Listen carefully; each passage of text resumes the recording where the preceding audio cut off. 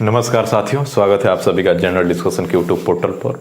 जैसा कि आप सभी को पता है कि हम लोग फंडामेंटल राइट का सीरीज़ को स्टार्टअप किए हैं और उसमें अभी तक हम लोगों ने एक पहला क्लासेस में हम लोगों ने जो भी फंडामेंटल का जो बेसिक था उसमें हम लोगों ने ऑलरेडी डिस्कस किया और उसके जो सेकंड वाला पार्ट था उसमें हम लोगों ने राइट टू इक्वलिटी के बारे में आर्टिकल 12 से लेकर के 16 और 17, 18 तक पूरे अच्छे से विथ एग्जाम्पल हमने स्टडी किया। लेकिन आज के वीडियो में हम लोग जो राइट टू इक्वलिटी जो आर्टिकल 19 से 22 तक है उस पर हम लोग अध्ययन करेंगे और समझने का प्रयास करेंगे कि राइट टू फ्रीडम है क्या और इसको जानने का प्रयास करेंगे। तो यहाँ पर आप एक बार नज़र दौड़ाइए। राइट टू फ्रीडम मैंने बोला आर्टिकल 19 से 22।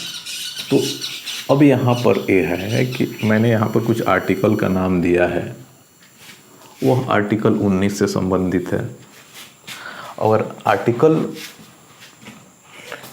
जो 19 है वह एक तरह से अगर देखा जाए तो एक बेसिक कंसेप्ट है और इसमें कुछ डिफरेंट बातें कही गई हैं,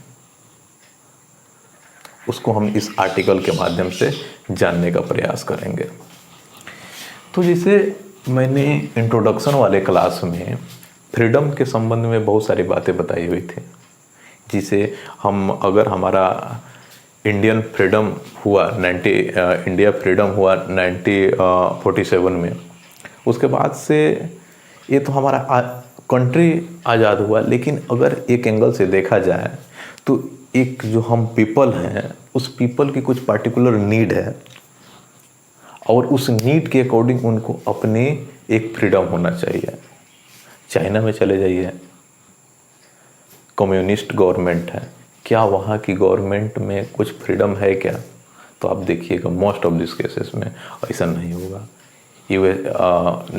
इन द केस मैं कहूँ यूएसए की बात करूँ तो वहाँ पर बहुत सारी अच्छी चीज़ें हैं क्योंकि वहाँ पर डेमोक्रेसी है। तो उसी का एक एंगल इंडिया के तौर पर अगर समझने का प्रयास किया जाए तो आर्टिकल 19 संबंधित है। तो आर्टिकल 19 में जो फ्रीडम दिया गया है वह यह स्पष्ट कहता है कि जो फ्रीडम तो हमने दे दिया जो भी चीज़ें हैं, लेकिन वो एब्सोल्यूट नहीं है। गवर्नमेंट के द्वारा जो आपको कुछ फ्रीडम दी जाएगी, जिसे मानते हैं कि बोलने की आज़ादी, आपका सम्मेलन करने की आज़ादी, आप कोई कमेटी बनाते हैं, समिति बनाते हैं, उसका आज़ादी, अगर आप अपने ही कंट्री में किसी दूसरे स्टेट में घूमना चाहते हैं तो उसका आज़ादी, अगर आप किसी दूसरे स्टेट में जाते हैं तो वहाँ बसने की आज़ादी, जब वहाँ पर आप बसेंगे तो वहाँ पर अपना व्यवसाय करेंगे, उसका आज़ादी, ये टाइप के आज़ादी दिया गया है। लेकिन ये एब्सोल्यूट नहीं है। आप पूछेंगे एब्सोल्यूट का मतलब क्या है? तो एब्सोल्यूट का मतलब है कि इस पर गवर्नमेंट जो है वो हस्तक्षेप कर सकती है और उस पर निर्बंधन लगा सकती है, उस पर कंट्रोल कर सकती है। तो कैसे कर सकती है, इसको यहाँ पर जानने का प्रयास करते हैं। अब देखिए आर्टिकल 19 क्लोज 1 सब क्लोज ए, यह right to freedom of speech की बात करता है, वाक एवं अभिव्यक्ति का, कि आपको इंडियन कॉन्स्टिट्यूशन यह अधिकार देती है राइट टू फ्रीडम के तौर पर अकॉर्डिंग टू फंडामेंटल राइट, कि आपको बोलने का अधिकार है, किसी भी मुद्दे पर अपना तर्क रखने का अधिकार है, जो भी वास्तविकता है उसको आप कह सकते हैं, बोल सकते हैं ये चीज़ें। लेकिन ध्यान रहे ऐसा कुछ ऐसा नहीं बोलेंगे जिससे हमारे कॉन्स्टिट्यूशन पर उसका हस्तक्षेप हो। अगर उस स्थिति में ऐसा आप बोलते हैं तो आपका वह अधिकार जो है फ्रीडम है उसको निर्बंधित किया जा सकता है। तो जैसे मानते हैं कि आर्टिकल 19 क्लोज 1 सब क्लोज ए है, तो इसमें वाक एवं अभिव्यक्ति का तो अधिकार मिलता है, लेकिन अगर किसी प्रकार का हस्तक्षेप होता है तो उसको आर्टिकल 19 क्लोज 2 के तौर पर निर्बंधन लगाया जा सकता है। उम्मीद है कि आप लोग को ये चीज़ें समझ में आई होगी। एक मज़े की बात बताऊं कि अगर देखा जाए कि आखिर कौन से वैसे पार्ट हैं जिस पर निर्बंधन लगा दिया जाता है, तो अगर कोई कंट्री है और कंट्री से संबंधित जितने भी हमारे पड़ोसी कंट्री हैं, उससे जो हमारा रिलेशन है, उस रिलेशन के संबंध में आप किसी भी प्रकार का अगर कुछ बातें अगर अपशब्द कहते हैं, तो उससे संबंधित आप आर्टिकल 19 क्लोज 2 के तौर पे आपका आर्टिकल 19 क्लोज 1 सब क्लोज 1 पर निर्बंधन लगाया जा सकता है। आप सुने होंगे कि न्यायालय की अवमानना।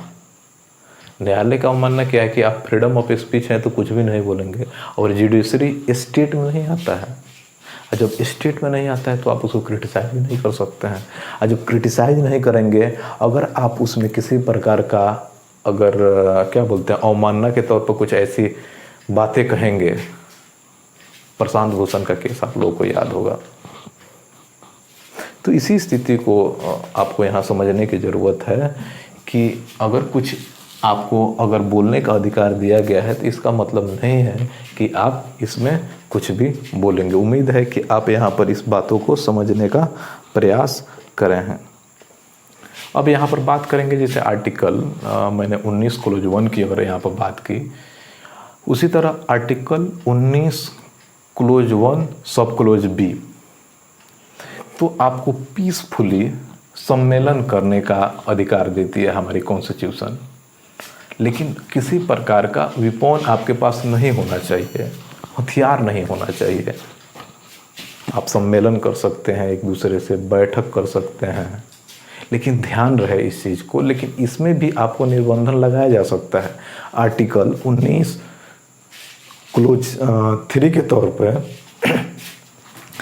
तौर पर इसमें निर्बंधन लगाया जा सकता है। अगर आप सम्मेलन कर रहे हैं, उस सम्मेलन में अगर गवर्नमेंट के प्रति आप कुछ विद्रोह करना चाहते हैं, कुछ अपराध का प्लान कर रहे हैं, या कुछ ऐसा करने का प्रयास कर रहे हैं जो इस कंट्री के हित में, उस स्टेट के हित में नहीं है, तो उस स्थिति में आप जो शांतिपूर्ण तरीके से जो आप सम्मेलन कर रहे हैं, उसको आर्टिकल 19 क्लोज 3 के तौर पर क्या किया जा सकता है, निर्बंधन लगाया जा सकता है।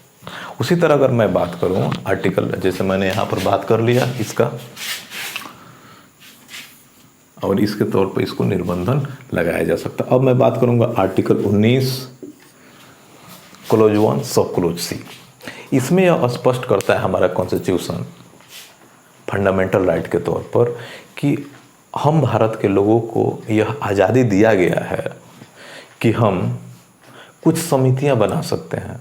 वह समितियां सहकारी समितियां भी हो सकती है, जो किसी प्रकार के अगर धनोपार्जन में भी हेल्पफुल हो सकता है। अगर आपको याद है कॉन्स्टिट्यूशनल एमेंडमेंट जो 97 हुआ, उस कॉन्स्टिट्यूशनल एमेंडमेंट 97 में सहकारी समिति का गठन किया गया, जो किसी समय एक डीपीएसपी का पार्ट हुआ करता था। और उसी डीपीएसपी में आप लोगों को अगर याद है आर्टिकल 43B को जोड़ा गया है, जो सहकारी संघवाद को बढ़ावा देता है।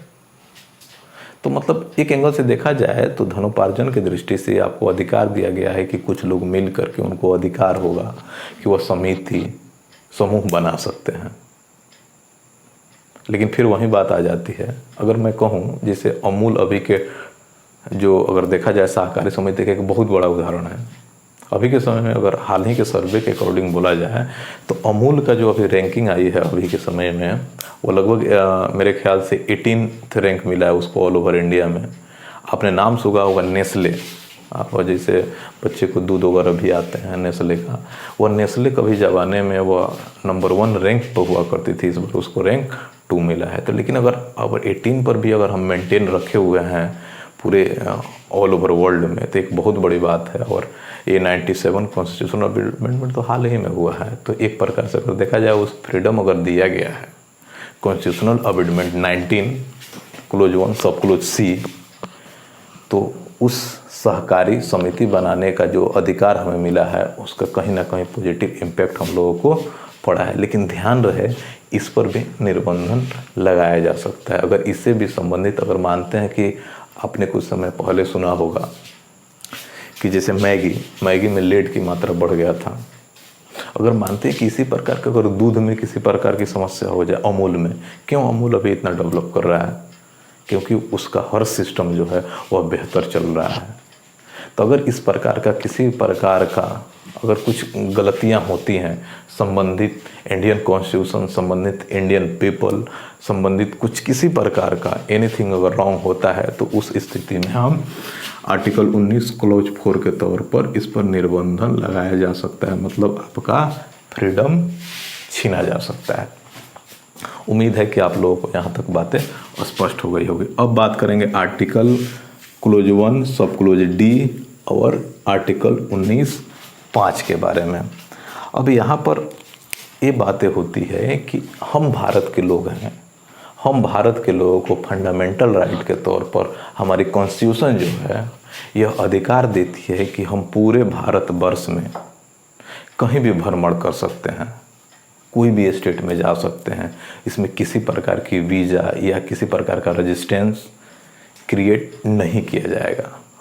लेकिन ध्यान रहे, अब किसी आप कुछ आरक्षित किया गया है, कुछ जनजाति वर्ग के लोग हैं, उस जनजाति वर्ग के समुदाय में आप चले जाते हैं, उनका फ़ोटो लेते हैं, उनसे संबंधित कुछ गलत बिहेव करते हैं, तो उस स्थिति में आपको वो स्वतंत्रता छीनी जा सकती है। यह स्पष्ट किस आर्टिकल के आधार पर थी? आर्टिकल 19 क्लॉज 5 के आधार पर ये आपसे वो अधिकार छीना जा सकता है। मतलब अगर आप एज ए टूरिस्ट कहीं जाते हैं, जैसे मानते हैं आप नॉर्थ ईस्ट में चले जाते हैं, अगर वहाँ पर देखा जाए तो बहुत सारे जनजाति समूह निवास करती हैं और उस जनजाति वर्ग के प्रति आप मतलब गलत बिहेव करते हैं, तो उस स्थिति में आपको आर्टिकल जो 19 के तौर पर आर्टिकल क्लोज 1 सब क्लोज जो डी की जो फ्रीडम दिया गया है वह छीनी जा सकती है। उम्मीद है कि आप सभी यहाँ पर इस बातों को समझ पाए होंगे। अब बात करेंगे आर्टिकल 19 क्लोज 1 सब क्लोज ई और बात करेंगे आर्टिकल 19(5) की। अब मैंने कहा कि अगर आर्टिकल डी ई की बात करें, डी की बात हम कर लिए हैं, तो आर्टिकल 19 क्लोज 1 सब क्लोज ई स्पष्ट करता है कि अगर हम भारत के लोगों को किसी भी जगह पर वहाँ पर जा कर के रहने का अधिकार होता है, बसने का अधिकार होता है, वहाँ आप ज़मीन खरीद सकते हैं, वहाँ रह सकते हैं, इसका अधिकार देता है। लेकिन वहीं जो निर्बंधन है वो भी मेंटेन रखना है। यहाँ भी आर्टिकल 19 क्लोज 5 के तौर पर अगर आप किसी जनजाति वर्ग समूह के पास अगर किसी प्रकार का हस्तक्षेप करते हैं, वहाँ अगर आप रहते हैं, तो आपसे ये आज़ादी छीना जा सकता है। कहीं मानते हैं किसी स्टेट में जाते हैं और वहाँ पर आप रहने के तौर पर वहाँ के जो भी रूल रेगुलेशन को तोड़ते हैं या कॉन्स्टिट्यूशंस के अगेंस्ट में चले जाते हैं, वहाँ के अगल बगल के जो भी लोग हैं उनकी एक्टिविटी और आपकी एक्टिविटी में बिल्कुल सिमिलरिटी नहीं है और दूसरे के कार्य में आप पर्सनली हस्तक्षेप करना प्रारंभ कर देते हैं, तो उस स्थिति में आपको ये आज़ादी छीनी जा सकती है। यहाँ पर आर्टिकल 19(1)(f) इसको हटा दिया गया है। आपको पता है यह रिलेटेड है किससे? संपत्ति के अधिकार से। ऑलरेडी इसकी डिस्कस हम लोग कर चुके हैं। अब लास्ट होता है यहाँ पर आर्टिकल 19 क्लोज 1(g) और 19(6). देखिए आर्टिकल अगर 19 क्लोज 1 और सब क्लोज अगर जी की बात करें, तो यह स्पष्ट तौर पर हमारी कॉन्स्टिट्यूशन फंडामेंटल राइट के तौर पर यह हमें अधिकार देता है कि हमें देश के किसी भी भाग में ऑक्यूपेशन करने का, मतलब कोई भी पेशा आप स्टार्ट कर सकते हैं और कोई व्यवसाय कर सकते हैं, बिजनेस कर सकते हैं, उसी में किसी प्रकार का हस्तक्षेप नहीं किया जाएगा। कोई भी बिजनेस आप कर सकते हैं, लेकिन ध्यान रहे इसमें भी निर्बंधन लगाया जा सकता है।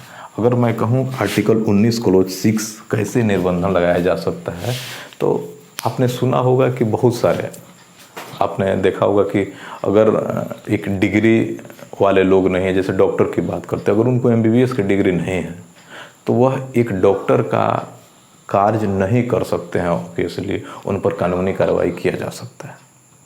अगर कोई आप व्यवसाय स्टार्ट, जैसे फर्टिलाइज़र फर्टिलाइज़र का एक बड़ा व्यवसाय करना चाहते हैं तो उसके लिए क्या चाहिए, आपको उससे संबंधित लाइसेंस चाहिए। और लाइसेंस आपको कब मिलता है, आपको उससे क्या हो, उसकी पर्टिकुलरली कुछ अचीवमेंट होना चाहिए।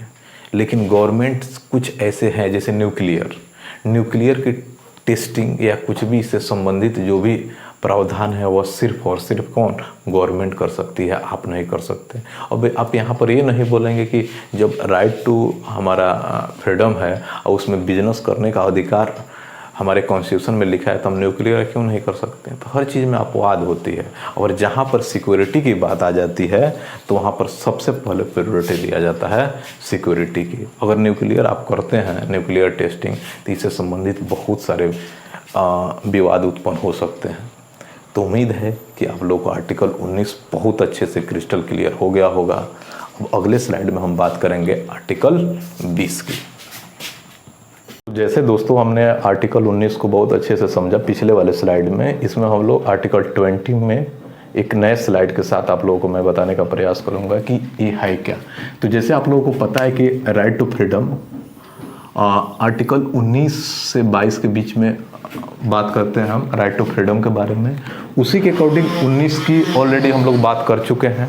अब यहाँ पर हम लोग बात करेंगे वो आर्टिकल 20 के बाद में के अबाउट में बात करेंगे कि आखिर आर्टिकल 20 क्या है। तो अगर आर्टिकल 20 का अगर कंसेप्चुअल दृष्टिकोण से समझने का प्रयास किया जाए तो आर्टिकल 20 ये स्पष्ट कहता है कि अपराध के लिए दोष सिद्धि का जो संरक्षण दिया जा रहा है उससे संबंधित आर्टिकल 20 की व्याख्या किया गया है हमारे कॉन्स्टिट्यूशन में, फंडामेंटल राइट में। तो यहाँ पर आप पढ़ पाए, शायद आपको बोर्ड में आप लोग को ये चीज़ें स्पष्ट दिख रहा होगा कि protection in respect of conviction for offence, मतलब अपराध के लिए दोष सिद्धि संरक्षण की बात किया जाता है। अब अपराध के लिए दोष सिद्धि संरक्षण क्या है कि हम जो पीपल हैं, हम जनता हैं, तो कहीं ना कहीं होता ही है कि हम कुछ अपराध करते हैं तो उस अपराध से संबंधित क्या क्या फंडामेंटल राइट आपको दिए गए हैं, यहाँ पर यह बातें स्पष्ट किया जाता है। तो पहले अगर मैं कहूँ यहाँ पे तो no ex post facto law, तो अगर इसका मैं हिंदी करने का प्रयास करूँ तो कार्योत्तर विधि का संरक्षण बातें कहता है। अगर इसका मीनिंग समझने का प्रयास किया जाए तो इसमें है क्या कि अगर कोई इंसान मानते हैं कि ये है, तो जब तक उस इंसान का यह सिद्ध नहीं हो जाता कि वह दोषी है तब तक हम उसको किसी भी प्रकार का दोषी नहीं कह सकते हैं। हमें पहले साबित करना होगा, अगर कानून के एंगल में अगर वह बंदा अगर दोषी है, अगर हमारा कॉन्स्टिट्यूशन उसके अगेंस्ट में है, जो पर्टिकुलर जो लॉ बनाए जाते हैं, जो लॉ होगा हमारा और उस लॉ के अगेंस्ट जाएंगे तब ना हम दोषी होंगे। अब इसका एक उदाहरण के तौर पर मैं बताने का प्रयास करूं, अगर इंडिया का जो फ्रीडम फाइटर है तो हमारे लिए वो तो क्या है, वह राष्ट्रभक्त है।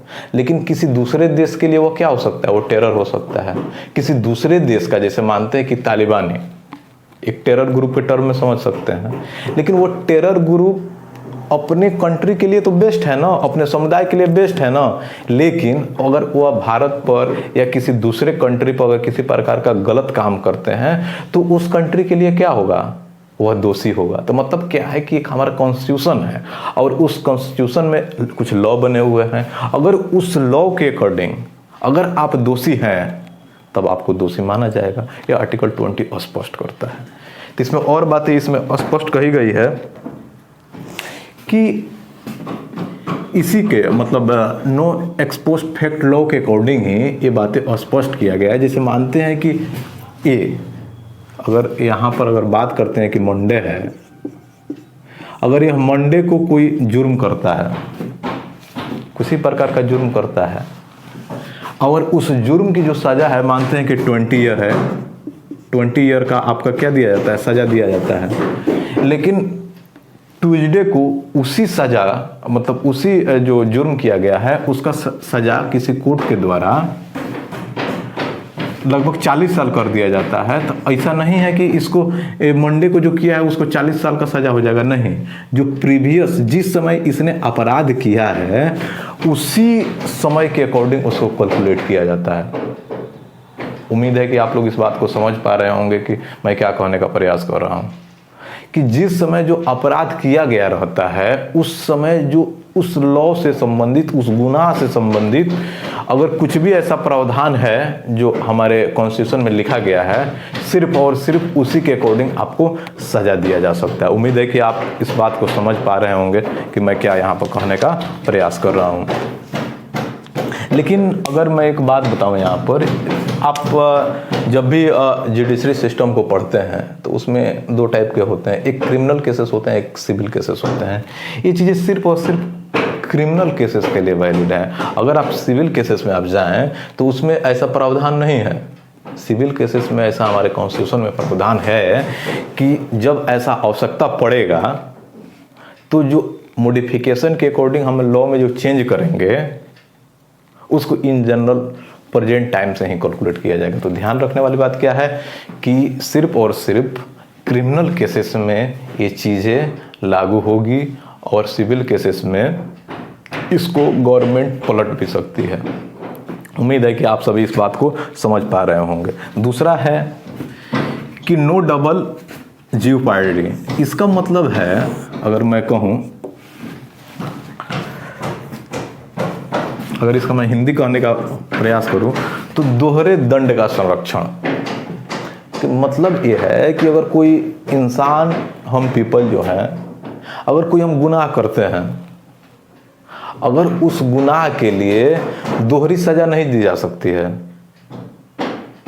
मतलब अगर मानते हैं, एग्जाम्पल के तौर पर मैं बताने का प्रयास करूं कि एक पल के लिए हुआ क्या कि जैसे सुप्रीम कोर्ट ने आपने कुछ ऐसा कुछ बैड एक्टिविटीज़ किया, उस बैड एक्टिविटी के तौर पर आपको मतलब अरेस्ट कर लिया गया। कल होके पता चला हाई कोर्ट को कि नहीं, इसमें भी कुछ ना कुछ इसमें और कुछ किया जाना चाहिए। वो अपना लॉ ला करके बीच में आपके प्रीवियस किए गए गुनाह को, जो आप ऑलरेडी एक गुनाह कर चुके हैं, उस गुनाह के लिए फिर से दोबारा सजा नहीं दिया जा सकता है। ये आर्टिकल 20(2) कहता है। उम्मीद है कि आप सभी इस बात को समझने का प्रयास कर रहे होंगे और उम्मीद है कि आप लोगों को ये बातें समझ में आ गई होगी। अब बात करेंगे यहाँ पर आर्टिकल जो हम 20 की जो बात कर रहे हैं, आर्टिकल यहाँ पर 20 का, ये आपका क्लोज 1 कहता है, 20(1), ये आपका 20(2) कहता है, ये आपका 20(3) कहता है। अब यहाँ पर है कि नो सेल्फ इंक्रिमिनेशन। अब अगर इसको समझने का प्रयास किया जाए कि आखिर इसमें क्या है, नो सेल्फ इंक्रिमिनेशन का अगर मतलब अगर देखा जाए, अगर सेल्फ इंक्रिमिनेशन का अगर अर्थ समझने का प्रयास किया जाए तो मैं इसको अगर बताने का प्रयास करूँ यहाँ पे,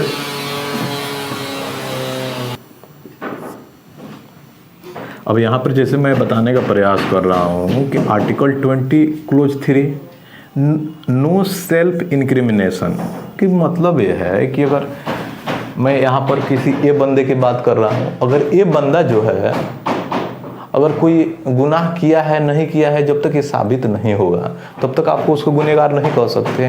लेकिन आर्टिकल 20(3) स्पष्ट करता है कि यहाँ पर जो नो सेल्फ इंक्रिमिनेशन का मतलब ये हुआ कि आप अगर इन द सेंस, अगर मैं आप लोगों को बताने का प्रयास करूं तो आपको यह मजबूर नहीं किया जाएगा कि आपने यह दोष किया है या गिल्टी आप हैं। जैसे आप मूवी वगैरह में देखते होंगे, पुराने मूवी में अगर आप जो 90 के एरा का अगर मूवी देखे तो उसमें क्या होता था कि जो उसमें जो एक्टर होता था उस पर क्या किया जाता था, आप देखिएगा जेल वगैरह में, तो उसके साथ बुरा व्यवहार किया जाता था, उसको मारा जाता था, उसके साथ टॉर्चर किया जाता था।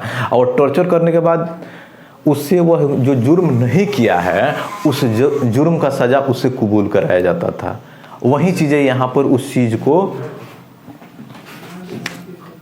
एंड करने की बात करता है। ऐसा स्थिति आप नहीं कर सकते किसी को, जब वह गुनाह नहीं किया है तो उसको गुनाह एक्सेप्ट करने के लिए आप मजबूर नहीं कर सकते हैं। तो उम्मीद है कि आर्टिकल 20 आपको समझ में आ गया होगा। तो अगर मैं इसको अगर समराइज करने का प्रयास करूं आर्टिकल 20 का, तो इसमें 3 बातें कहा गया है। एक है कि नो एक्सपोस्ट फैक्ट लॉ, दूसरा है नो डबल ज्योपर्डी, और तीसरा जो है नो सेल्फ इंक्रिमिनेशन। पहला ये स्पष्ट करता है किसी को कि जिस समय अगर कोई गुनाह हुआ है तो उसी समय के अकॉर्डिंग सज़ा दिया जाएगा।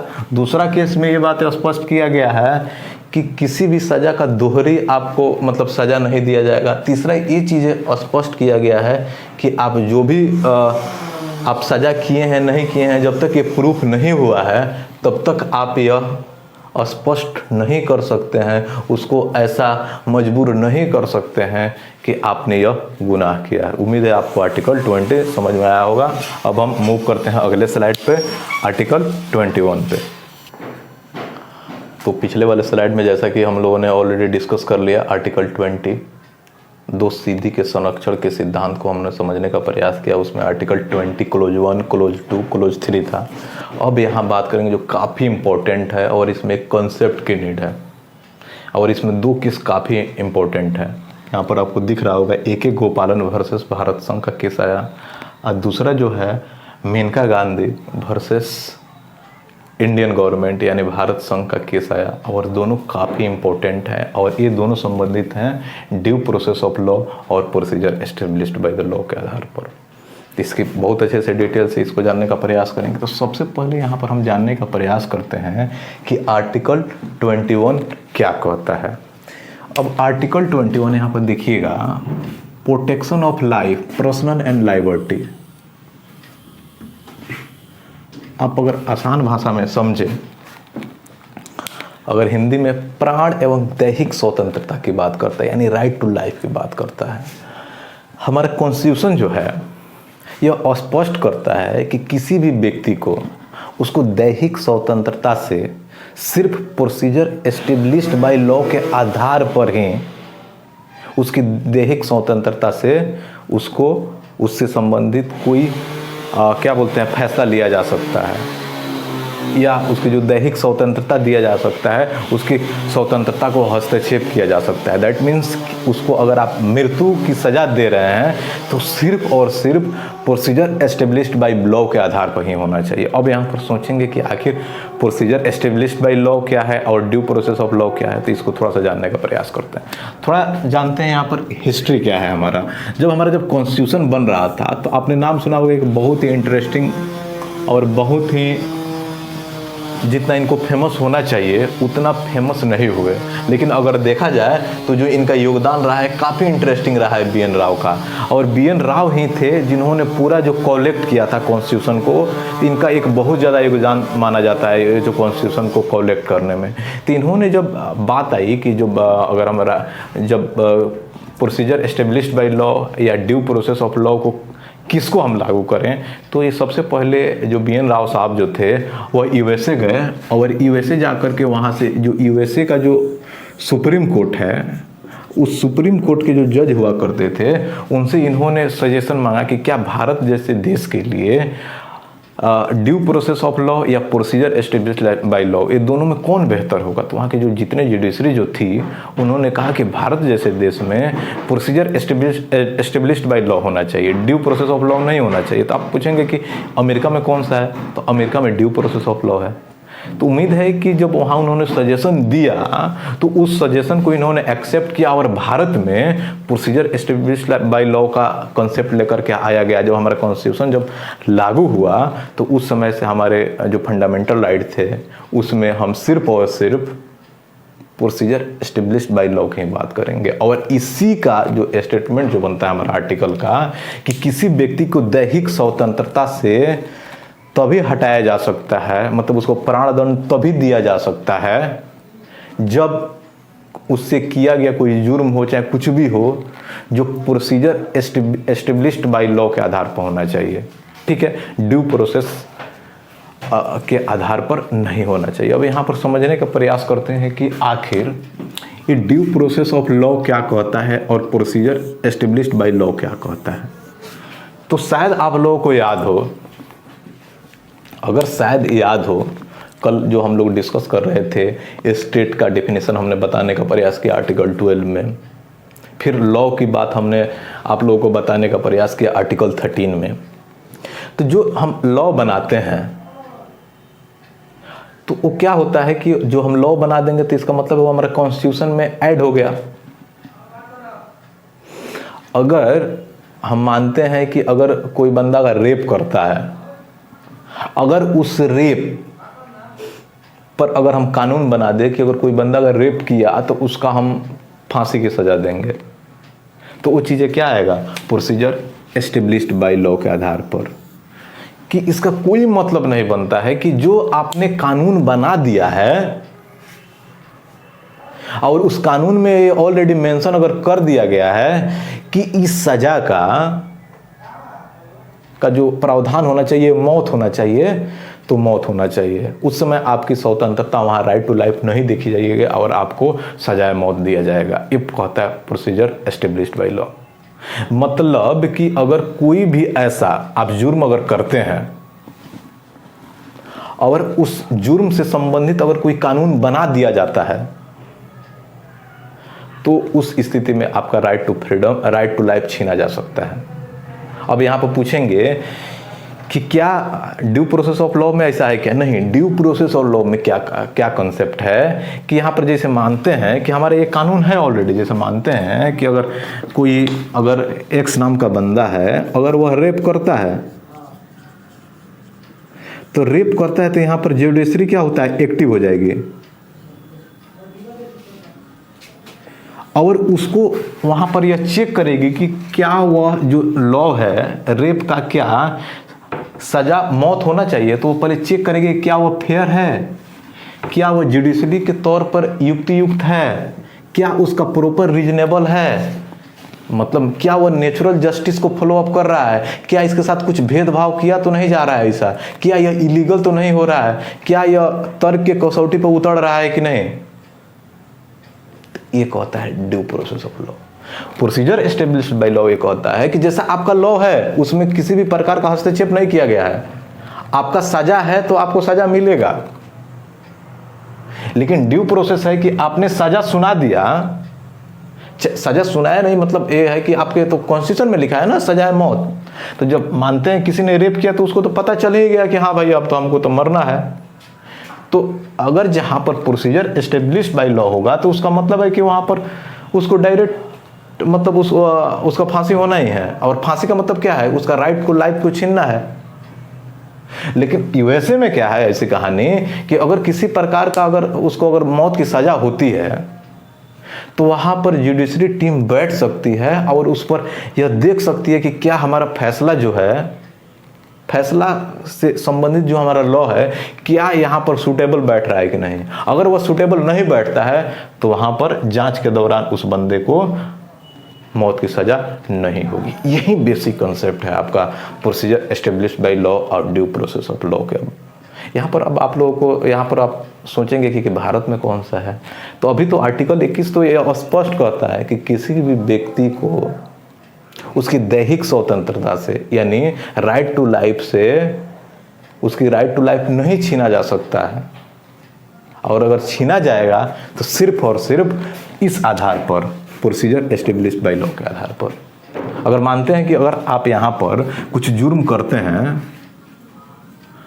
और आज यहाँ पर जब आप जुर्म करेंगे और आज यहाँ पर संसद हमारी बैठती है और संसद आज ही उस जुर्म के लिए अगर मौत की अगर उसमें प्रावधान ला देती है, अगर लॉ बना देती है, तो ऑब्वियसली बात है आपको, क्योंकि प्रोसीजर एस्टेब्लिश्ड बाय लॉ के आधार पर आपकी राइट टू लाइफ छीना जा सकता है।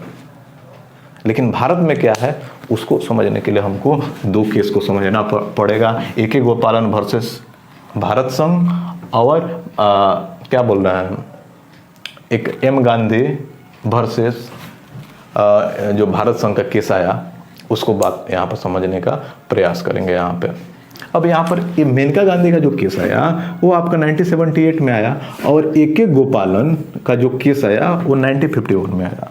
अब इन AK गोपालन के साथ क्या था, जब हम आर्टिकल इसके बाद जब बात करेंगे आर्टिकल 22 का, तो एक केस होता है एक कि जिसको बोलते हैं प्रिवेंटिव डिटेंशन। तो प्रिवेंटिव डिटेंशन का मतलब ये होता है, आसान भाषा में समझ लीजिए, कि किसी भी इंसान को अगर ऐसा लगे कि फ्यूचर में कुछ गलत करने वाला है तो उस गलत के आधार पर आपको क्या किया जाता है, सजा के तौर पर जेल में बंद कर दिया जाता है। उसको बोलते हैं प्रिवेंटिव डिटेंशन के तौर पर, मतलब आप ऐसा उम्मीद किया जा रहा है कि आप भविष्य में कुछ गलत करने वाले हैं। तो यही जो AK गोपालन थे, इनको प्रिवेंटिव डिटेंशन के तौर पर इनको अदालत में डाल दिया गया था, सॉरी जेल में इनको जेल कर दिया गया था, और ये काफ़ी दिनों से जेल में थे। तो इन्होंने PIL डाला सुप्रीम कोर्ट में कि इनको जो राइट टू लाइफ है, उस राइट टू लाइफ के अकॉर्डिंग क्या किया जाता है कि मतलब इंसाफ नहीं हो रहा है। अब कैसे इंसाफ नहीं हो रहा है, इनका कहना था, अगर आसान भाषा में मैं इसको अगर बताने का प्रयास करूं,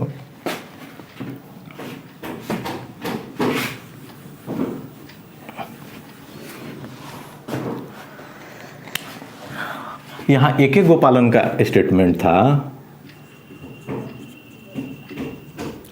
देखिए AK गोपालन का क्या यहाँ पर मानना था कि जैसे अगर मानते हैं कि अगर राइट टू लाइफ अगर दिया गया है तो प्रिवेंटिव डिटेंशन के तौर पर इनको इतने समय तक जेल में नहीं रखना है, उनको यहाँ पर छोड़ देना चाहिए। तो इनके केस में अगर जुडिशरी जो थी, जुडिशरी ने कहा, यह स्पष्ट कर दिया कि देखिए एक तो बात तो है, भारत में प्रोसीजर एस्टेब्लिश्ड बाय लॉ है। यहाँ पर अब प्रोसीजर एस्टेब्लिश्ड बाय लॉ है, और प्रिवेंटिव डिटेंशन क्या है, आपका लॉ में है। और लॉ क्या कहता है आपका कि प्रिवेंटिव डिटेंशन के तौर पर इंसान को रखा जा सकता है कारागार में। तो हम सिर्फ और सिर्फ ऐसा कर सकते हैं कि अगर जो कानून नहीं है उससे संबंधित जुडिशरी आपको इंसाफ दे सकती है, लेकिन जो लॉ में लिख दिया गया है, जो हमारे कॉन्स्टिट्यूशन में लिखा हुआ है, उसके अगेंस्ट जुडिशरी नहीं जा सकती है। AK गोपालन केस में स्पष्ट कर दिया गया। मतलब ये है कि AK गोपालन केस में प्रोसीजर एस्टेब्लिश्ड बाय लॉ का ही सपोर्ट किया गया, ड्यू प्रोसेस ऑफ लॉ का बात नहीं किया। लेकिन वहाँ पर AK गोपालन क्या कहना चाह रहे थे कि ड्यू प्रोसेस लॉ के आधार पर आप पहले जाँच कीजिए कि क्या वह जो लॉ है प्रिवेंटिव डिटेंशन, क्या वह उचित है, क्या वह युक्तियुक्त है, क्या वह तार्किक है, क्या वह मतलब जस्टिस के अकॉर्डिंग है। तो अदालत ने कहा कि नहीं, उस स्थिति में हम नहीं जा सकते हैं। अगर वो लॉ नहीं होता तो हम इस पर अपना सुनवाई करते, लेकिन लॉ है तो इस पर हम क्या कर सकते हैं कि हम इस पर सुनवाई नहीं कर सकते हैं। फिर बात आया 1978 में, इमरजेंसी लगी हुई थी। इमरजेंसी के बाद से कांग्रेस की गवर्नमेंट गिरी, और जब कांग्रेस की गवर्नमेंट जब गिरी तो आपको पता होगा कि 1978 में जनता पार्टी की गवर्नमेंट बनी। और जब जनता पार्टी की जब गवर्नमेंट बनी उस समय, तो अभी असली बात है कि इन लोगों को कांग्रेस से कुछ ऐसी बातें, सबसे एक नहीं होता है कि पॉलिटिकल तौर पे कुछ अपने विवाद, कुछ अपने पर्सनली जो भी विवाद उत्पन्न हो गए रहते हैं उस शासन के अकॉर्डिंग, तो वो अपना कुछ एक मेंटलिटी बन जाता है कि हमें उसका कुछ मीनिंग निकालना चाहिए। तो उसी को लेकर के मेनका गांधी का पासपोर्ट जो था, वो उनसे बोला गया कि आप अपना passport within a week आप सबमिट कीजिए। लेकिन मेनका गांधी ने क्या कहा कि आखिर जो आप पासपोर्ट जो हमारा मांग रहे हैं, उस किस आधार पर मांग रहे हैं, उसका कुछ तो आधार तो होना चाहिए ना। तो वहाँ पर जब कुछ अगर उसमें बोला गया कि कुछ इंटरनली सिक्योरिटी वगैरह को लेकर के बातें बताई गई, लेकिन यह उन्होंने PIL डाला सुप्रीम कोर्ट में, और सुप्रीम कोर्ट ने जो मेनका गांधी वर्सेस भारत संघ का जो केस था उसमें यह स्पष्ट कर दिया कि किसी भी इंसान को, उन्होंने इसको जोड़ने का प्रयास किया कि राइट टू लाइफ ही है। अगर हम कहीं पासपोर्ट इनडायरेक्टली लेने का मतलब है कि आप मेरी स्वतंत्रता का हनन कर रहे हैं, हम विदेश नहीं जा सकते हैं। तो जो इस फ्रीडम को उसमें ये बोला गया, इसमें मेनका गांधी के केस में स्पष्ट किया गया कि जो भी लॉ है, अगर उससे संबंधित अगर कुछ ऐसे विवाद आते हैं तो उसमें जुडिशरी जो होती है वह यह जांच कर सकती है कि वह फेयर है, जुडिशरी है या रीजनेबल है, यहाँ तर्क दे सकती है। अब यहाँ पर आपके क्वेश्चन अराइज होगा कि AK गोपालन केस में आपने प्रोसीजर एस्टेब्लिश्ड बाय लॉ को एक्सेप्ट किया और यहाँ इस स्थिति में आप ड्यू प्रोसेस ऑफ लॉ को एक्सेप्ट किया, तो क्या दोनों कैसे हो सकते थे? जी हाँ, अभी भारत में इन दोनों को पैरेलली यूज किया जाने लगा है अभी के समय में, लेकिन थोड़ा सा कुछ वेरिएबल पॉइंट है जो काफ़ी क्रिटिकल हैं। उतना क्रिटिकल हम लोग को जानने की ज़रूरत नहीं है। इन जनरल आप यही समझें कि अभी के समय में प्रोसीजर एस्टेब्लिश्ड बाय लॉ और due process of law Bharat में पैरेलली यूज हो रहा है। उम्मीद करते हैं कि आपको आर्टिकल जो 21 जो है आपको अच्छा से समझ में आया होगा। अब हम बात करते हैं आर्टिकल 22 को, जिसको नेक्स्ट स्लाइड में देखने का प्रयास करते हैं। तो पिछले वाले स्लाइड में जैसा कि हमने बात किया कि आर्टिकल जो 21 को जो भी राइट टू हमारा लाइफ था उसको बहुत अच्छे से ड्यू प्रोसेस ऑफ लॉ और प्रोसीजर एस्टेब्लिश्ड बाय लॉ को हमने बहुत अच्छे से समझने का प्रयास किया। अब यहाँ पर बात करेंगे कि आर्टिकल 20 क्लोज नहीं, ये सेपरेट आर्टिकल है, ये भी राइट टू फ्रीडम में ही आता है। यहाँ पर राइट टू एजुकेशन आर्टिकल 21, अगर आप डीपीएसपी पढ़े होंगे तो उसमें का जो आर्टिकल 45 है, आर्टिकल 45 ये स्पष्ट करता है कि जो 6 बरस से लेकर के जो 6 ईयर टू 14 ईयर्स के बीच के जो बच्चे हैं उनको फ्री एजुकेशन दिया जाना चाहिए।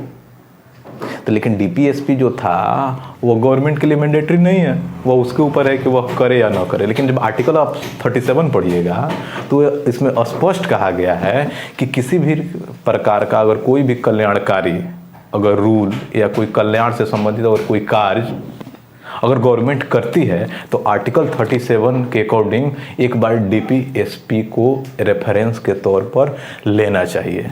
उम्मीद है कि आपको, तो उसी को क्या किया गया, आर्टिकल 45 को यहाँ पर आर्टिकल 21A के तौर पर उस 45 को वहाँ से हटा दिया गया और यहाँ पर ला करके उसको फंडामेंटल राइट में पेस्ट कर दिया गया, जिसकी वजह से क्या है कि 6 वर्ष से लेकर के 14 वर्ष के बीच के बच्चों को फ्री एजुकेशन गवर्नमेंट के तौर पर दिया जाता है। उम्मीद है कि आप लोगों को आर्टिकल 20A समझ में आया होगा।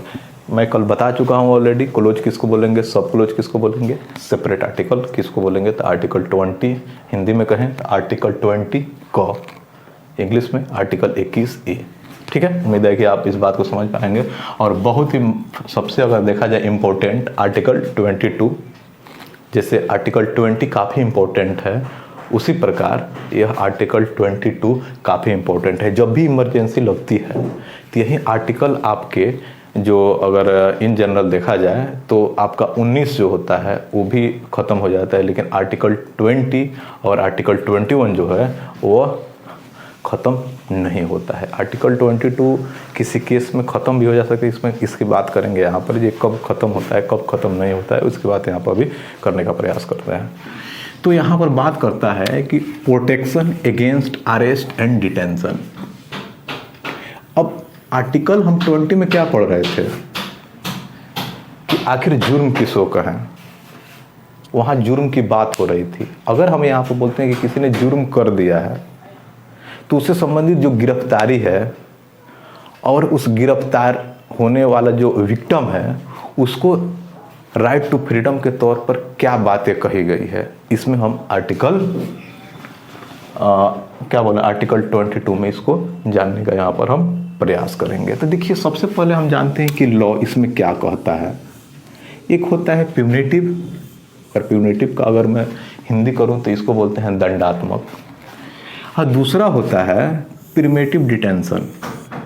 जैसे ए.के. गोपालन का केस मैंने पिछले वाले आर्टिकल में चर्चा किया, इसी प्रिमेटिव डिटेंशन के आधार पर उनको 1951 में उनको अरेस्ट कर लिया गया था और जो उनको मतलब जो भी प्रोसीजर एस्टेब्लिश्ड बाय लॉ के आधार पर उनको उनकी क्या बोलते हैं उनके केस को खारिज कर दिया गया था। तो यहाँ पर प्यूनेटिव जो है दंडात्मक, जो आईपीसी का आपने नाम सुना होगा, जैसे देखते हैं आईपीसी 307, 309, 507 अप टू मतलब 512 तक, तो ये सारी चीज़ें होता है वो दंडात्मक है। आपने कुछ सज़ा किया, आपको गिरफ्तार किया जाएगा, आपको सज़ा दिया जाएगा। कब? आपका जो होता है आप मतलब जब भी ये कंप्लीट हो जाता है, आपने जुर्म किया है और यह साबित हो जाता है, या मतलब आप क्या सोचते हैं कि उस सर्किल में आ जाते हैं कि आप विक्टिम हैं, उसका केस अदालत में चलने लगता है, तब तक आपको ऐसा प्रावधान किया जाता है कि आपको कहाँ आपको अरेस्ट होकर रहना पड़ेगा। तो क्या होता है, आपका प्यूनिटिव होता है, दंडात्मक होता है। जब फैसला आती है उसके अकॉर्डिंग आपको फाइनल क्या बोलते हैं, स्टे मिल जाता है आपको, कि मतलब आपको सज़ा मिला है तो आपको सज़ा के तौर पर जाना होगा। अगर आपको बेल मिल गई है तो आप वहाँ से छुटकारा पा लेते हैं। लेकिन अगर मज़े की बात मैं बताऊं, अगर प्रिवेंटिव डिटेंशन ये कहता है कि अगर ऐसा उम्मीद किया जाए कि 1 दिन 2 दिन 6 महीने 1 साल 2 साल आने वाले समय में आप कुछ ऐसा करने वाले हैं जिससे नेशनल सिक्योरिटी का कोई हस्तक्षेप हो सकता है, कोई आपदा आ सकती है, किसी समुदाय के लिए आप कुछ गलत प्लान किए जा रहे हैं, तो उस स्थिति में या नेशनल सिक्योरिटी के लिए कुछ ऐसा करने जा रहे हैं जो सिक्योरिटी बिगड़ सकता है, तो उस स्थिति में अनुमान के आधार पर बिना जुर्म किए ही आपको अरेस्ट कर लिया जाता है। ये चीज़ें आपका प्रिवेंटिव डिटेंशन का होता है। उम्मीद है कि दोनों समझ में पा रहे होंगे और भारत में ये दोनों चीज़ें विद्यमान हैं। बात करेंगे अभी प्रिवेंटिव डिटेंशन से। समझ लीजिए, आप नाम सुनते हैं यूएपीए, ये प्रिवेंटिव डिटेंशन के तौर पर है। आप नाम सुने होंगे मीसा का, टाडा का, ये सारी चीज़ें प्रिवेंटिव डिटेंशन के तौर पर। नेशनल सिक्योरिटी एक्ट तो अभी एक्टिव है, लेकिन मीसा हो गया, आपका टाडा हो गया, पोटा हो गया, मीसा हो गया, इस सारा चीज़ें ख़त्म कर दिया गया है। इसके बाद हम यहाँ पर अभी करेंगे। अभी उम्मीद है कि आप लोग जो अगर ये लॉ है प्यूनिटिव और प्रिवेंटिव डिटेंशन क्या है, इस चीज़ को आप समझ पाए होंगे। अब यहाँ पर इससे संबंधित 7 आर्टिकल हैं। आर्टिकल 20 क्लोज 1 से लेकर क्लोज 7 तक बात किया गया। यहाँ पर आखिर ये क्या है। अब आर्टिकल यहाँ पर 22 क्लोज 1 क्या कहता है, इसको हम जानने का प्रयास करते हैं। अब देखिए, आर्टिकल 20 में क्या हो रहा था कि जो भी आप अपराध कर रहे थे, ठीक है, यहाँ पर क्या है, गिरफ्तारी का बात हो रहा है। आप अपराध कर लिए गए हैं या अपराध की स्थिति में आ चुके हैं, अब आपकी बात आ रही है गिरफ्तारी की। आर्टिकल 20, आप या तो जुर्म किए हैं या ऐसा अनुमान किया जा सकता है कि आप फ्यूचर में करेंगे, वो आर्टिकल 22 में स्पष्ट करता है। यही 2 कॉन्सेप्ट है गिरफ्तारी से संबंधित। अब गिरफ्तारी कैसे हो रहे हैं, इट डजेंट मैटर, आप किए हैं नहीं किए वो मैटर नहीं है, यहाँ पर गिरफ्तारी संबंधित बात किया जाता है। आर्टिकल अब 22 क्लोज 1 यह स्पष्ट कहेगा कि अगर आपने कोई जुर्म किया है या नहीं किया है, आपके पास अगर जाती है पुलिस तो आपको कारण बताना होगा।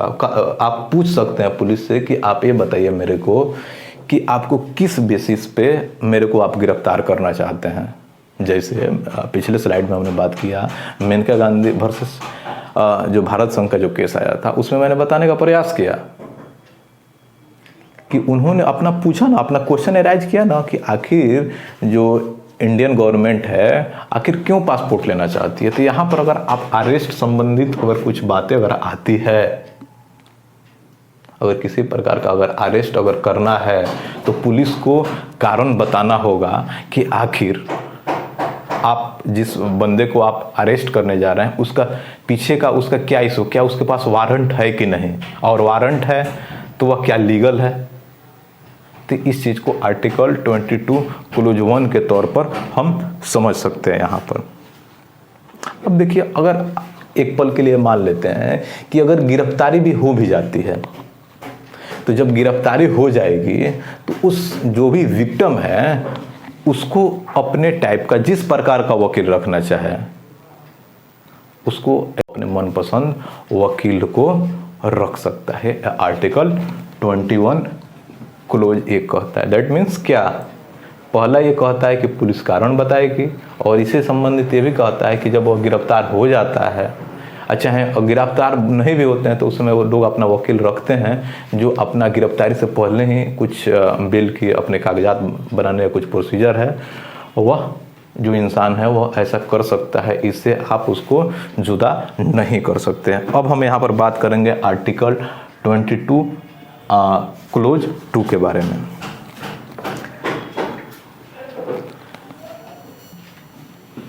अब जैसे आर्टिकल 22 क्लोज 1 आपने समझ लिया। अब यहाँ पर बात करेंगे आर्टिकल 22 क्लोज 2 के बारे में। और ध्यान रहे आर्टिकल 22 क्लोज 1 और क्लोज 2 जो है वह संबंधित है, और क्या बोलते हैं 3 को नहीं 2 तक के यहाँ ही आप ये संबंधित है आपका प्यूनेटिव से। बाकी रिमेनिंग जो आर्टिकल हैं वह प्रिमेटिव डिटेंशन के अंदर ही आते हैं। यहाँ पर हम बात करते हैं आर्टिकल 22 क्लोज 2 के बारे में कि आखिर इसका रियल मीनिंग क्या है। देखिए, अब मुद्दा ये है कि जब गिरफ्तार कर लिया जाता है तो प्रशासन का यह दायित्व होना चाहिए कि वह 24 घंटा के अंदर मजिस्ट्रेट के सामने यह पेश करे।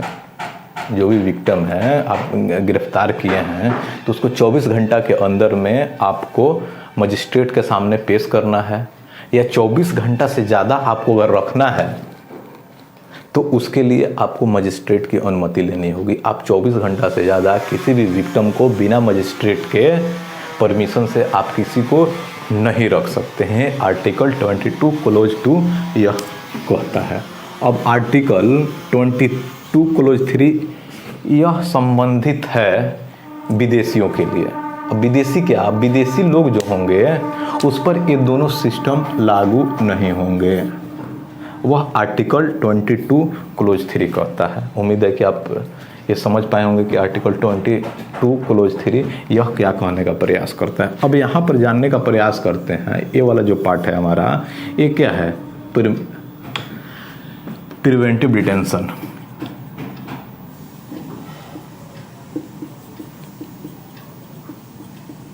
प्रिमेटिव डिटेंशन, ये प्रिमेटिव डिटेंशन से संबंधित है। तो यहाँ पर आर्टिकल 22 क्लोज 4 क्या कहता है, इसको जानने का प्रयास कर सकते हैं। तो प्रिमेटिव डिटेंशन में मैंने आपको क्या बताया, मैंने ये बताया का प्रयास किया कि जुल्म आपने जो नहीं किए हैं और उस जुर्म के अनुमान के आधार पर आपको क्या किया जाता है, अरेस्ट कर लिया जाता है। तो आर्टिकल 22 क्लोज 4 यह कहता है कि आप मैक्सिमम 3 माह से ज़्यादा प्रिमेटिव डिटेंशन के तौर पर किसी को अरेस्ट नहीं कर सकते हैं। हमेशा इस बात को ध्यान रखने की ज़रूरत है। लेकिन अगर 3 माह से ज़्यादा अगर आप रखना चाहते हैं तो आपको सलाहकार बोर्ड से आपका सलाह लेना होगा। और सलाहकार बोर्ड में कौन होते हैं, सुप्रीम कोर्ट के जो CJI होते हैं वो सलाहकार बोर्ड के को हेड होते हैं। तो उनसे पहले आपको पूछना होगा कि प्रिवेंटिव डिटेंशन के तौर पर अगर किसी व्यक्ति को 3 माह के लिए रखा गया है, उसको एक्सटेंड करना चाहते हैं, तो उस स्थिति में जो सलाहकारी बोर्ड होगी जो सजेशन करेगी, अगर उसको लगता है कि नहीं इस डेट को और एक्सटेंड करना चाहिए तो एक्सटेंड करेगी, अदरवाइज वो चीज़ें एक्सटेंड नहीं करेगी। अब देखिए, अब आर्टिकल यहाँ पर जैसे 22 क्लोज 5 अब ये क्या कहता है, यह स्पष्ट करता है कि कोई भी व्यक्ति है जैसे प्रिमेटिव डिटेंशन के ही तौर पर अगर किसी को अरेस्ट कर लिया गया है तो ये भी अपना पूछेगा कि भाई हमको किस उम्मीद के आधार पर आप हमको गिरफ्तार किए हैं, और उसमें प्रशासन यह बताती है कि आपका आपसे यह उम्मीद किया जा रहा था कि फ्यूचर में आप ऐसा करने वाले थे, उस आधार पर आपको यहाँ पर क्या किया गया है, गिरफ्तार कर लिया गया है। और इसी आर्टिकल के अकॉर्डिंग उस इंसान को, उस विक्टिम को यह अधिकार दिया गया है कि वह अपने मनपसंद किसी वकील को रख सकते हैं या किसी अपने खास आदमी के द्वारा सुप्रीम कोर्ट में PIL दायर कर सकता है। जो आप अगर मैं आर्टिकल जब 32 की बात करेंगे तो वहाँ पर हेवियस कॉर्पस की बात करेंगे, वो रीट होता है और उस रीट के माध्यम से आप वहाँ पर कोई जो विक्टिम है वो विक्टिम क्या करता है, वहाँ पर अपना PIL वहाँ पर डलवा सकता है, जान सकता है। उम्मीद है कि आप लोगों को 22(5) समझ में आ गया होगा। अब यहाँ पर बात करेंगे 22(6) क्या कहता है। आर्टिकल 22(6) यह स्पष्ट करता है कि वह कौन सा ऐसा परिस्थिति होगा जिस स्थिति में जो विक्टिम जो हैं, जिनको प्रिमेटिव डिटेंशन के तौर पर इनको अरेस्ट किया गया है, उनको कारण न बताया जाए। हो सकता है कि अगर उनको कारण बताया जाए, वह उनसे संबंधित कुछ लोग हैं, वह दंगा और भड़का दें। आप अगर मूवी अगर देखते होंगे तो आपको मैं थोड़ा सा लॉजिकली आंसर देने का प्रयास कर रहा हूँ। इंडियन मूवी बनी थी तो इंडियन मूवी में जो एक्टर रह रहा है और उसमें कुछ दंगा फैलाने वाले लोग रह रहे हैं, तो उसको आप देख रहे हो कि जो भी वो इंसान है उसके पॉकेट में कुछ चिट्ठी डाल दिया जाता है, और जो उसमें जो मेन जो टेरर समूह का जो बंदा है जिसको अरेस्ट किया जा रहा है, वह यह जानने का प्रयास करता है कि आखिर प्लानिंग क्या है प्रशासन की। तो ऐसे कुछ कंडीशन बन जाते हैं, उसमें यह स्पष्ट करता है आर्टिकल 22(6) कि प्रिमेटिव डिटेंशन के तौर पर भी वह कौन सी स्थिति होंगे जहां पर विक्टिम को उसको अरेस्ट करने का क्या बोल रहे हैं कि जो भी अरेस्ट करने का कारण नहीं बताया जा सकता है। अब यहाँ पर लास्ट में बात करेंगे आर्टिकल 22(7) की। आर्टिकल 2(7) यह स्पष्ट करता है कि यह संसद को अधिकार है कि जो भी वो कमेटी बनेगी, जिस कमेटी के आधार पर आर्टिकल 22(4) के तहत मतलब सजेशन लिया जाता है कि 3 माह से ज़्यादा प्रिमेटिव डिटेंशन इंसान को रखना है, उसमें यह संसद को अधिकार होगा 22(7) की उसमें क्या कैसे कानून और उसमें ऐड किए जा सकते हैं, उसका क्या प्रावधान किया जा सकता है। इसमें यह संसद को अधिकार है कि उसमें किसी प्रकार का ऐड सब्ट्रैक्ट कर सकती है according to time, according to situation. उम्मीद है कि आपको यहाँ पर आर्टिकल 22 अच्छे से क्लियर हो गया होगा। तो अगले स्लाइड में हम बात करेंगे आर्टिकल 23 और 24 का। देखिए इसमें अगर देखा जाए क्या बोलते हैं, आर्टिकल 22 में कुछ लिस्ट दिया हुआ है लक्ष्मीकांत में, जो प्रिमेटिव डिटेंशन से है और करंट में उसका कुछ न्यूज में रहता है। उसका लिस्ट में आप लोगों के समक्ष कुछ बोलने का प्रयास कर रहा हूँ, उसको ध्यान से समझने का प्रयास कीजिएगा। देखिए सबसे पहले प्रिमेटिव डिटेंशन को लेकर के प्रिवेंटिव डिटेंशन एक्ट 1950 में लेकर के आया गया, ठीक है, वो एक्ट बना था और वह समाप्त हो गया 1969 में, ठीक है, उम्मीद है। उसके बाद अगर देखा जाए तो एक मीसा एक्ट लेकर के आया गया था, मीसा, और मीसा जो आया था वो 1971 में आया और 1978 में उसको ख़त्म कर दिया गया।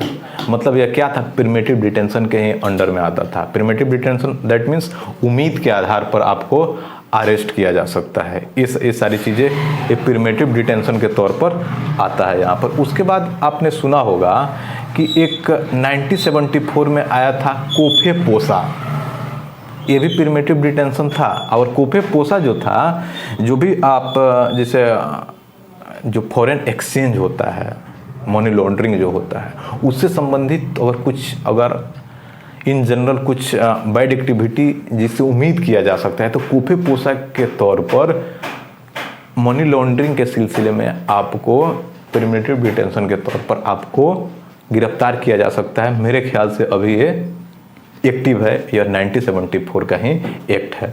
उसके बाद एक देखा गया PBM SECA एक्ट आया था, जो ब्लैक मार्केटिंग मेंटेनेंस से संबंधित था, जो 1980s में था, वह आज भी अभी भी विद्यमान है। उसके बाद 1985 में जब राजीव गांधी की जब गवर्नमेंट थी, तो उस समय एक टाडा लेकर के आया गया, और टाडा जो था वह टेरर से संबंधित था। जो भी आतंकवाद संबंधी अगर किसी पर ऐसा उम्मीद किया जाता है कि वह बंदा से किसी टेरर की उम्मीद किया जा सकता है इन फ्यूचर, तो उसको टेडा के तौर पर प्रिमेटिव डिटेंशन के तौर पर उसको क्या किया जाता था, अरेस्ट किया जा सकता था।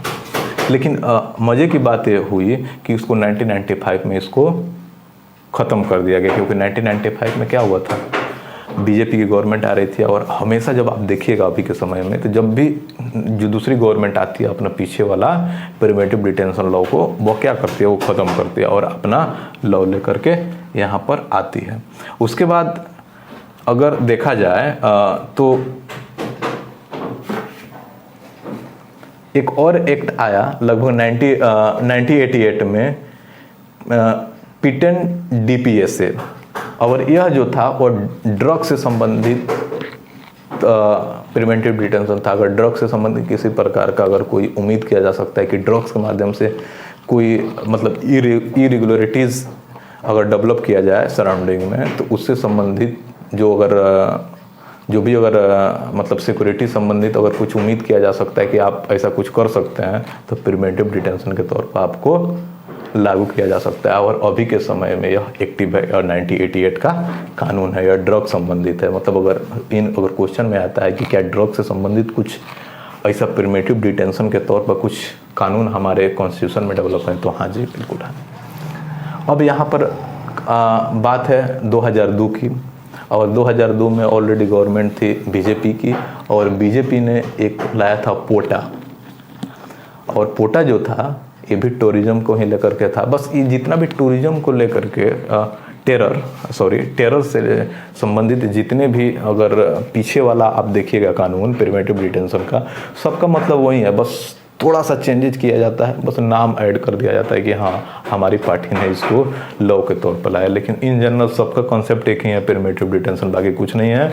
और जब 2004 में जब इनकी गवर्नमेंट गिरी, अब उसके बाद यूपीए का जब गवर्नमेंट बना, तो जब यूपीए गवर्नमेंट बना तो उसमें पोटा को ख़त्म कर दिया गया। और उसके बाद से यूपीए जब रनिंग में आई, तो उसके बाद क्या बोलते हैं, यूपीए गवर्नमेंट जब आई उसके बाद यूपीए जो कानून है 1967 का, उसी को बस एमेंडमेंट कर करके उसको बढ़ाते जाया जा रहा है। इसको लगभग मान के चलिए 2004 में एमेंडमेंट किया गया है, 8 में किया गया है, 12 में किया गया और 19 में किया गया। 19 में हाल में यह अपडेट है कि जो यूएपीए है वो इंडिविजुअल तौर पर लागू हो सकता है। पहले क्या था कि एक सिर्फ और सिर्फ कम्युनिटी पर ही यूएपीए लागू होता था, लेकिन अब एक एक आदमी पर, पर्सनल लोगों पर भी यूएपीए लागू हो सकता है। तो संबंधित प्रिवेंटिव डिटेंशन के कुछ, आप लक्ष्मीकांत का बुक आप देखिएगा तो उसमें सारी लिस्टें पड़ी हुआ है, और मैंने इसको